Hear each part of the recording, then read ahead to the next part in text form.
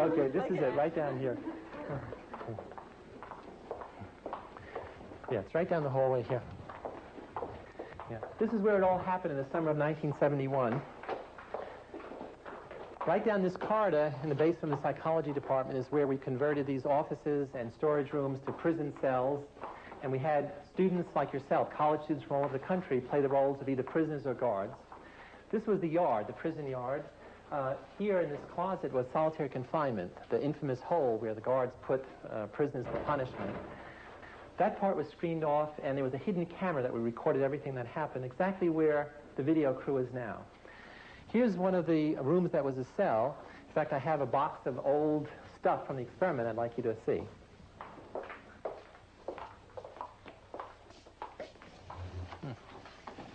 Here's a box with old memorabilia from our study. The sign. This is one of the prisoners' uniform, prisoner 819. You can see it's really a dress. Here are the chains that the guards made the prisoners wear to remind them of their status. Military kind of uniforms the guards wore, their billy club, symbols of power and authority. And you can see over on the wall, one of the prisoners etched the days of the week to mark the passage of time, starting on Sunday, Monday, through the rest of the week. Well, how long did the study last? Well, we were going to run it for 2 weeks, but we had to end it after only 6 days. Why was that? Prisoner 819 did a bad thing. Prisoner 819 did a bad thing. Prisoner 819 did a bad thing. Prisoner 819 did a bad thing.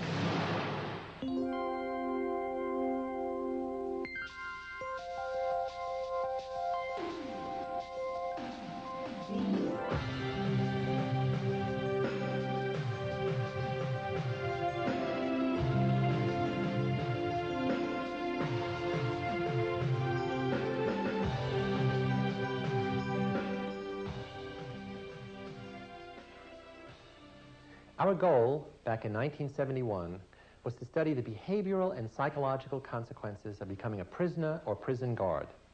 To do this, we decided to simulate a prison environment, both physically and mentally, and then observe the effects of this institution on all those within its walls. We used the basement of the psychology building to stage our little drama, scheduled to run for 2 weeks. A corridor of small offices was converted into a functional prison environment. It was complete with 3 cells.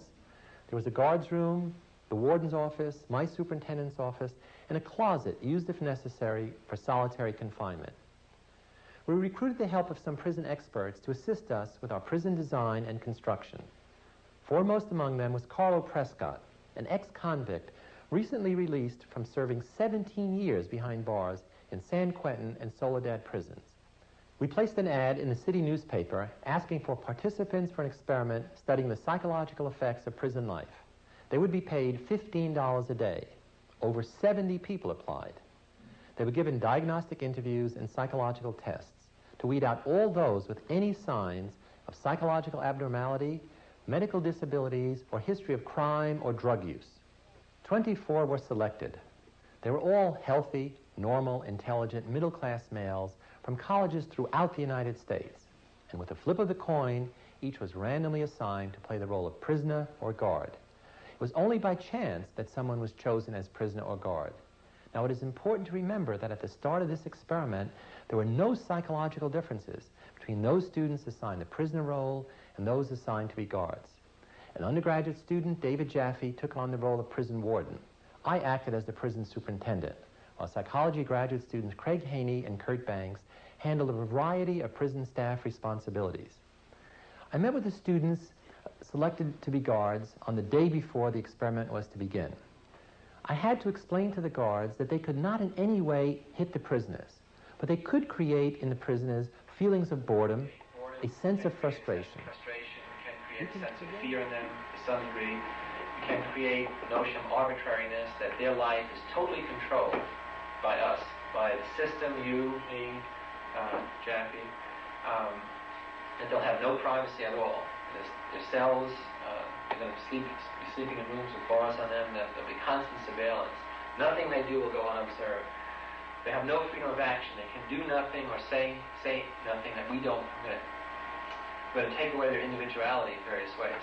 In general, what all this leads to is a sense of powerlessness. That is, we have total power in the situation, and they have none.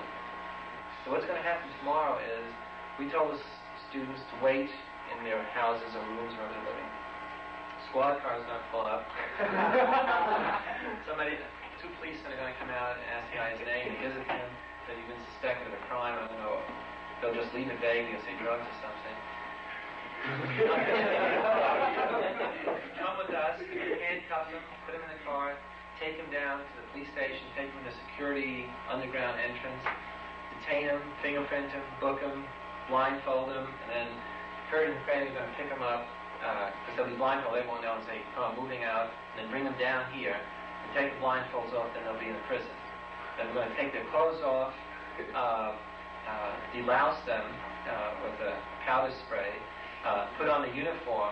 We have some people making uniforms today, which are just going to be like long smocks with numbers on, and they'll have rubber shower shoes, and that's all. No underclothes or anything, and they're going to wear a chain on one leg, which is just a symbolic thing of their loss of freedom. So the police have agreed to do this. I just have to go down and double check and give them the names and so forth. Will this be done by campus security or by real police? The real people, the power of the police.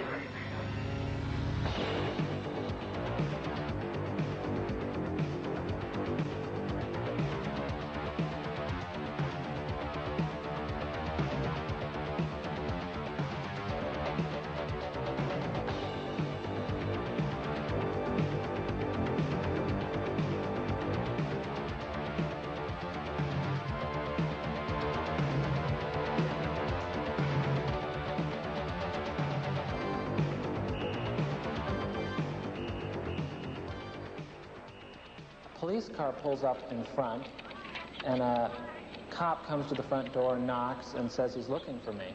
So they took me out the door. They put my hands against the car. It was a real cop car. It was a real policeman, and there were real neighbors in the street who didn't know that I was. This was a experiment, and there was cameras all around and neighbors all around. They put me in the car. Then they drove me around Palo Alto. They took me to the police station, the basement of the police station.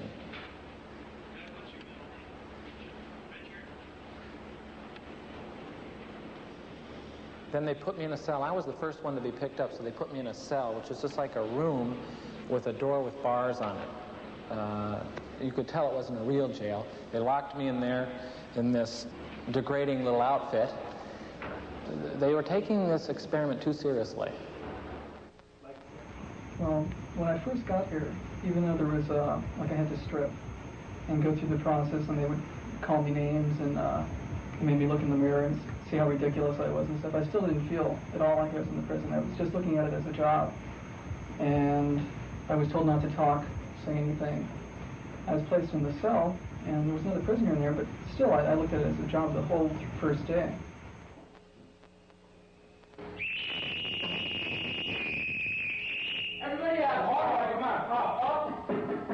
Well, gentlemen, here it is time for count.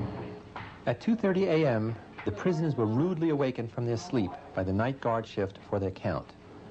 The guards were told to routinely perform counts to familiarize the prisoners with their numbers and determine that they were all present and accounted for.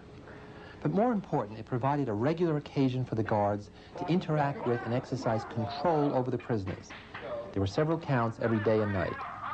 As you can see in this first count, the prisoners were not yet into their roles. They weren't taking it too seriously. They were still trying to assert their independence.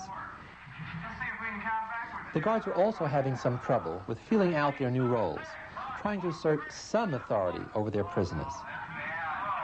Hey! I don't want anybody laughing. Let's have no laughing now. There's no laughing now. You guys will be on your own. Well, the first day I was on the job, I knew it was going to be tough because what we were supposed to do was supposed to try to make prisoners lose all sense of identity, and I really didn't think I was going to be able to do it. So the first day I just sort of watched the others on my shift, really.